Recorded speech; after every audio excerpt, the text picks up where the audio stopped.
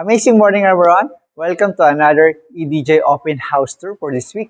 Today, guys, we're here in New Manila to check out the 6 units of townhouse 4-story here in Quezon City. Before we start our tour, please like and follow EDJ Facebook page, Reel, TikTok, Instagram, as well my EDJ YouTube channel. So you'll be notified every time we drop a video. Now, guys, let's start our open house tour.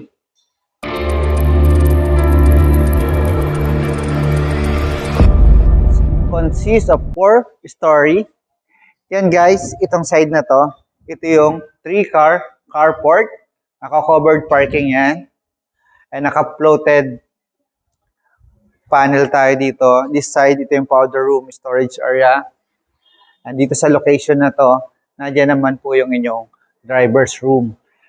Yan guys, ito yung porch area and large and solid main door. Solid na harap po yan.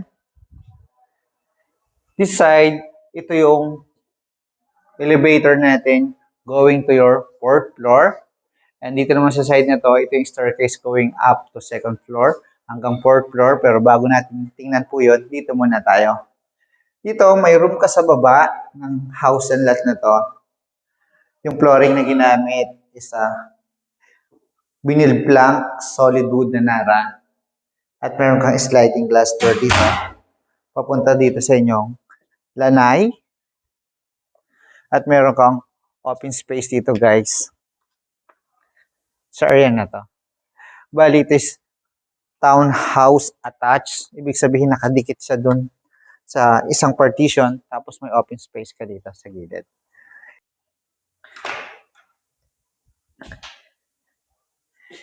Yung toilet, yan, naka-full tiles. Yung shower enclosure.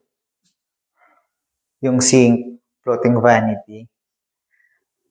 Saka yung toilet niya.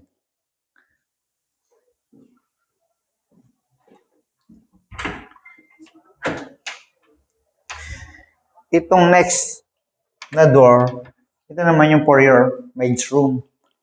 Dito sa maid's room mo, yan, ganito sa kalapad sa kalawak. Pwede kang, kung dalawa yung maid mo, lagay ka lang ng double deck.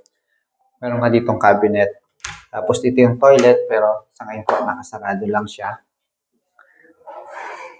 Nakita na natin yung exterior. Tapos yung room dito sa baba. And then guys, ito yung staircase going up to 2nd floor. Tara, check natin.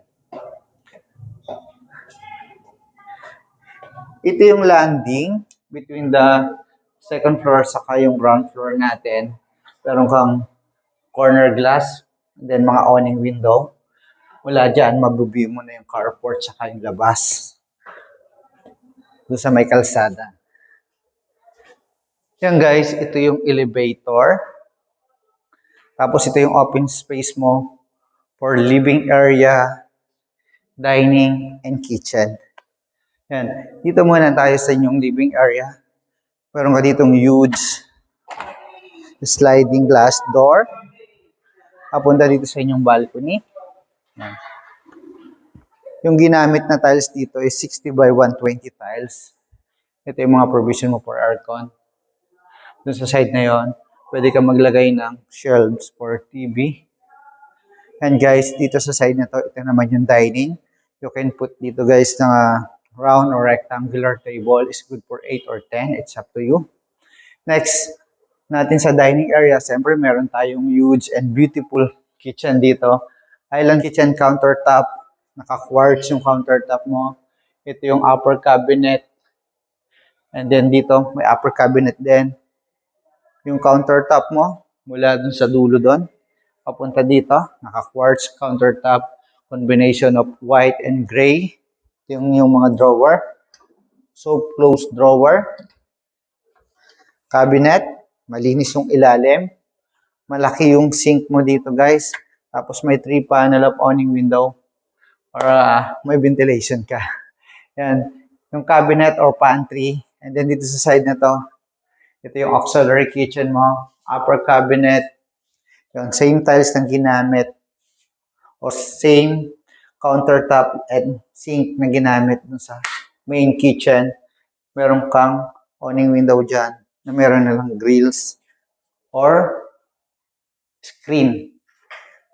Yung cabinet and then drawer. Yan, nakita na natin itong kitchen. Yung dining area and living area. Dito, meron tayong powder room. Yan, sa powder room mo, naka-full tiles. Meron kang malalaking naka-fix na glass. Yung toilet and then yung sink. Next natin, yung third floor. Yung steps natin dito is naka-solid na yung riser mo is concrete. Yung handle mo is a solid wood. Ito, same design ng ginamit o yung design ng glass dun sa inyong second floor. Yung corner glass na yan. Yan guys, dito na tayo sa third floor ng house and lot. Kung dun sa second floor, ang ginamit nila na flooring is naka 60 by 120 tiles. Dito naman po is naka solid na wood ang ginamit. At ito naman po yung inyong elevator dito sa third floor. Ngayon, tingnan naman natin muna itong isang bedroom dito. Location ng bedroom na to, itong side na to, yung sa backyard ng house and lot nyo. Yan, ganito kalawak sa kalapan. Dito yung nakalagay yung bed. Kasi dun po yung frame niyo for TV or cabinet. Next natin, itong door na to. Meron kong shower enclosure, yung toilet, floating vanity. Then ito yung 4 panel ng yung built-in cabinet or wardrobe. Next natin is yung second bedroom dito or third bedroom. Dito po sa third floor. Dito yung outlet mo for bed. Malapad siya sa malawak. And then, next natin, itong sliding glass door na to. Facing siya dun sa common road compound townhouse. Close natin ito. Next natin, yung toilet and bathroom dito sa room.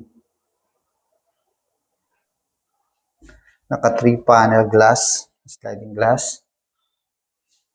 Another 3 panel dito sa side na to. At meron kang mga drawer. So, closed drawer.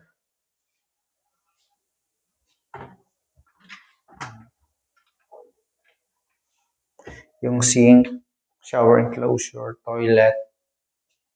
Yan, iba yung combination ng color saka yung tiles na ginamit dito sa toilet kumpara sa mga ibang mga toilet sa bedroom.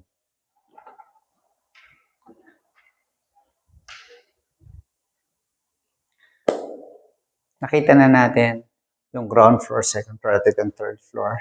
Itong staircase na to, patungo naman po ito sa fourth floor. Ito yung landing between the third floor and the fourth floor. Yan. Unang bubungad sa iyo yung elevator. Tapos, dito, ito yung isang bedroom. Bali, pang-apat na bedroom na, no? Itong side na to. Pero dito sa fourth floor, meron tayong 2 bedroom, family area, and balcony. And guys, ito naman yung shower enclosure niya. Yung toilet, yung floating vanity mo dito.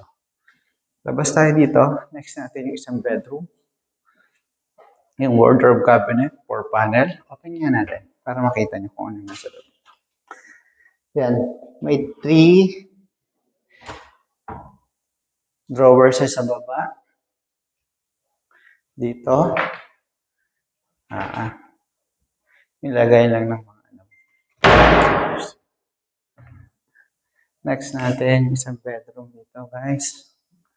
Itong side na to, ito yung facing ng likod ng house and lot.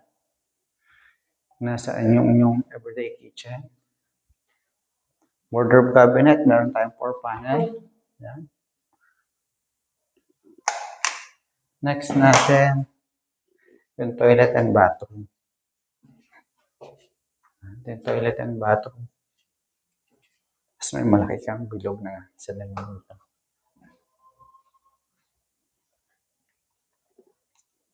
Meron kang family area dito sa side na to. At next natin, meron kang balcony. Yan guys, ito yung balcony nitong townhouse na to dito sa New Manila. Before we end our tour, specs of this home, lot area is 164 square meter, floor area is 329 square meter. Location po ng house and lot na to is dito po sa New Manila. If ever po na nagustuhan itong bagong pinictured na property dito po sa Metro Manila, pwede niyo po akong tawagan ng text sa number na to para makapag-schedule tayo ng site viewing, site tripping para makita niya in person.